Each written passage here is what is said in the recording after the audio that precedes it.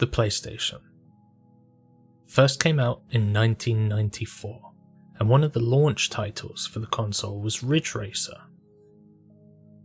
It was kind of a technical showcase for the console, because 1994 wasn't actually the first time the game had been released.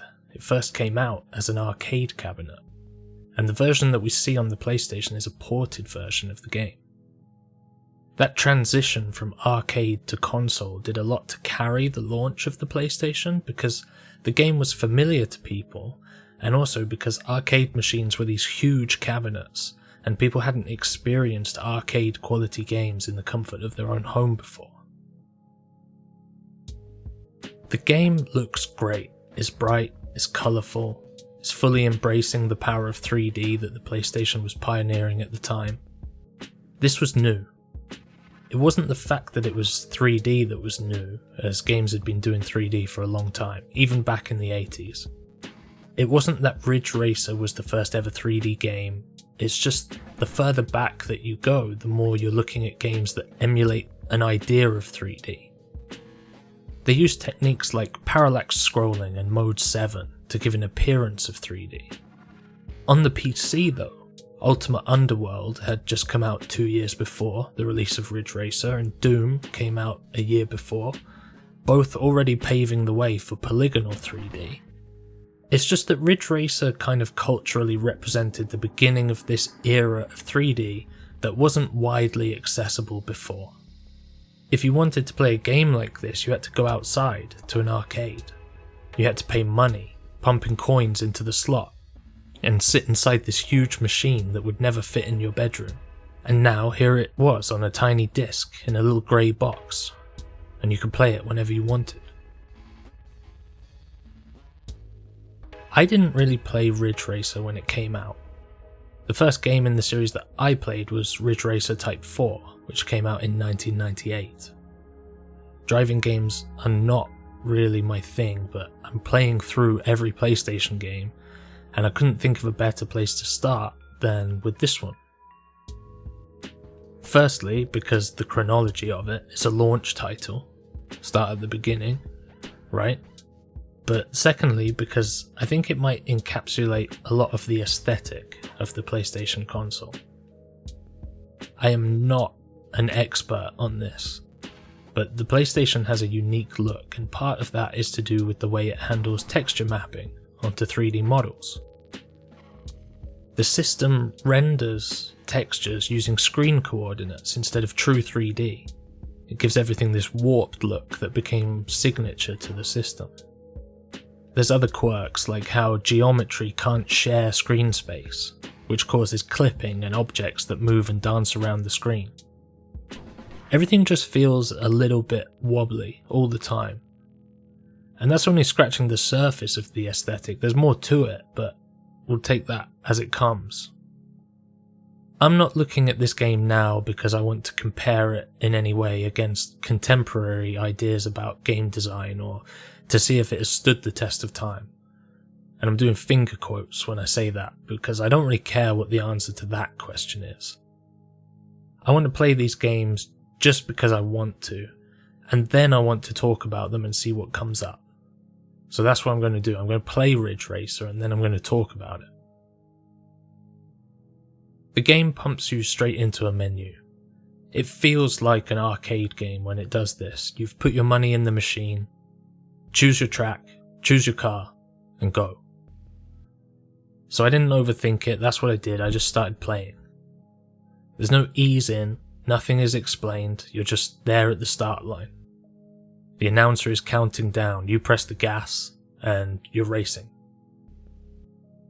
There's a simplicity to this game, and I like that, but also I sucked.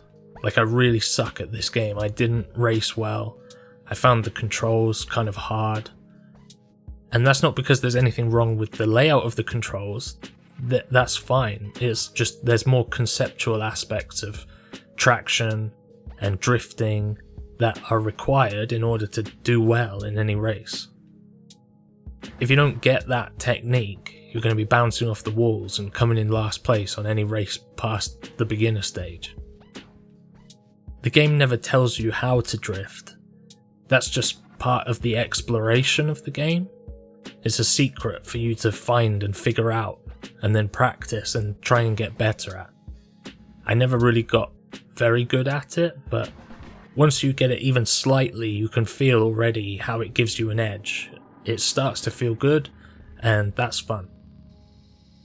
When you trigger a drift, the car sort of locks into your angle on the road, and you don't really have to steer anymore. It will just keep you going on that road trajectory, which can cause some funny situations where you're like holding the turn like full into a drift, and the car is casually swerving back and forth around corners with perfect precision because the game has taken over for you. That's the good part of drifting. The bad part of drifting is that sometimes your drift just will not register. You'll press the buttons the same way you drifted every time before. You'll think that you started a drift, but it just didn't go through, and you end up driving straight into a wall. The other bad part of drifting is that when you come out of a drift, you generally seem to lose a lot of speed. I think if you're good at it, I'm sure that doesn't happen, but I guess I never got good at it. I also couldn't really figure out when a drift would end. Sometimes I'd be locked into a drift and it would keep going around multiple corners and down multiple straight roads, and other times I'd lean really hard into a drift and it would just end and I'd crash, and I couldn't really figure out why. It's not to say that there isn't a reason why, I just didn't figure it out. More than this though, your opponents don't seem beholden to these same rules that you have to play by.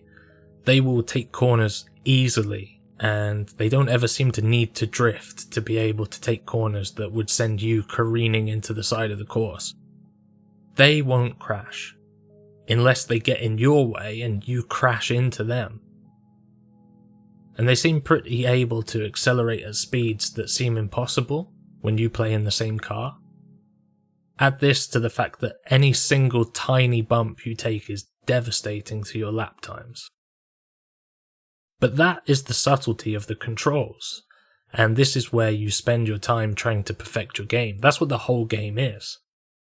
Once you start to get the hang of drifting, it's just about how much speed can you get, and how can you use those drifts to almost cheat your way around impossible corners. After playing the first track a few times, I was kind of surprised to find that the game actually only had one track, like just one, for the whole game. I've become used to the idea that in racing games that I've played before, the tracks are like a whole cast of characters in themselves. I'm actually thinking about Mario Kart 64, where every track has its own personality and its own set of obstacles or gimmicks to deal with. Ridge Racer doesn't have anything like that. You can play the track that you're given, you can play the same track but at night, you can play the same track but with a slight extension that makes the track worse and much less fun to play, and you can play the same track but in reverse. Never anything else. I don't actually think this is a bad thing. I'm not trying to give Ridge Racer a hard time about only having one track. I actually came to really appreciate the minimalism of that from a gameplay perspective. It made the game less about playing on instinct and more about learning one route and mastering it, and then trying with each attempt to bring your lap times down, and hoping that maybe one day you might get your name on that list of high scores. I finished the beginner track in first place, didn't land on the high score table. I finished the mid-level track in first place, I didn't land on the high score table. I was starting to question what I needed to do to get on there, and I set that as my goal. I said to myself, I'm going to keep playing this game until I get onto that high score table. People who know are laughing at me right now, but I didn't know, and it took me a minute to figure it out. You only register times when you play the time trial mode. I wasn't playing time trial, I didn't know. Since the whole game solely revolves around beating and perfecting your times on this one course, I found that this took me into a gameplay loop where I was doing a lot of resetting. If I didn't get a good drift on a corner that I knew I needed a good drift, I'd reset. If I didn't execute a drift well, and I ended up bouncing into a wall, I'd reset. Earlier on, when I was learning the game, I didn't mind making mistakes because I still felt like I could learn something about the route or about a mechanic of the game, but more and more as time went on, I didn't have those things to worry about so much, and the game became more of a practice of execution and resetting, and that's when it kind of stopped being fun and started to become a little bit more about my compulsions.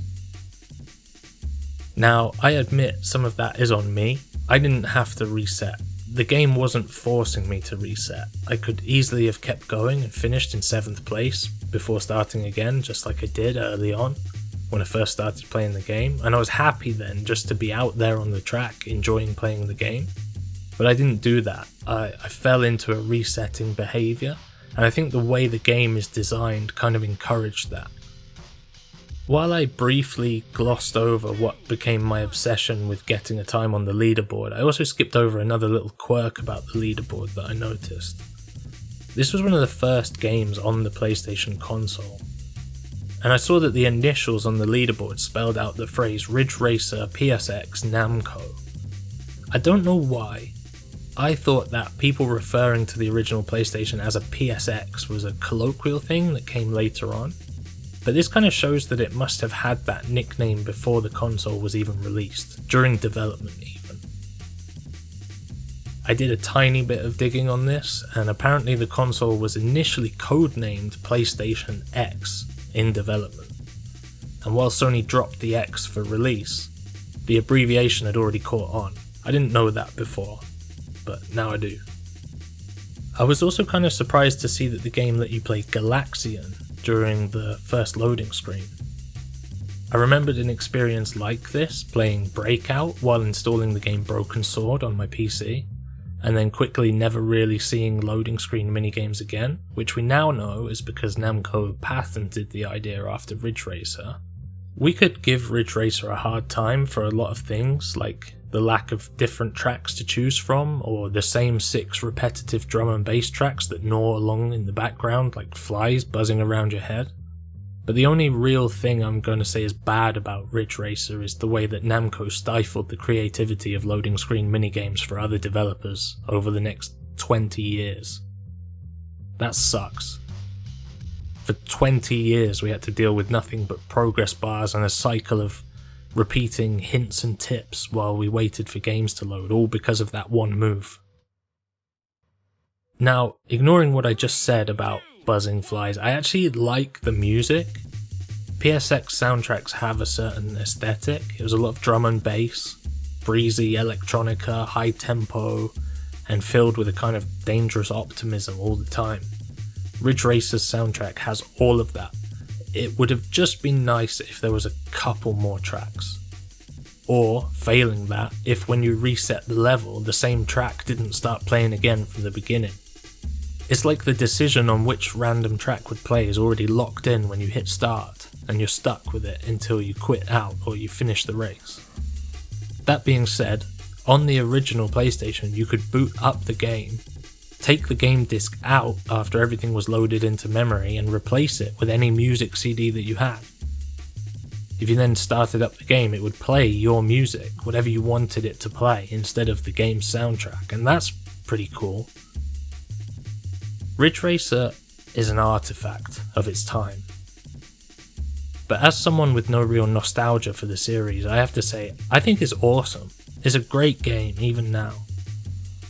I can see the complaints that other people might have about it not having enough content, and I get that, and I understand that, but I sat down and played this game for 4 hours to capture footage for this video, and when I was done, and thought I'd finished capturing all the footage that I was going to get, I went back and booted the game up again, just because I wanted to play it some more. So I did, I went back, I played it, and I finally figured out how to get onto the leaderboard.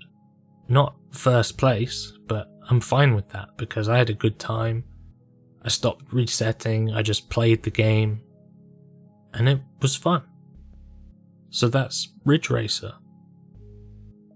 I don't know why I'm doing this, I don't know why I decided I'm going to play through every single PlayStation game. I don't know how far I'm going to get, but I've started now. I don't know what I'm going to do next, I don't know which game I'm going to play next, but I hope you join. I hope you stick around and see with me. Thank you.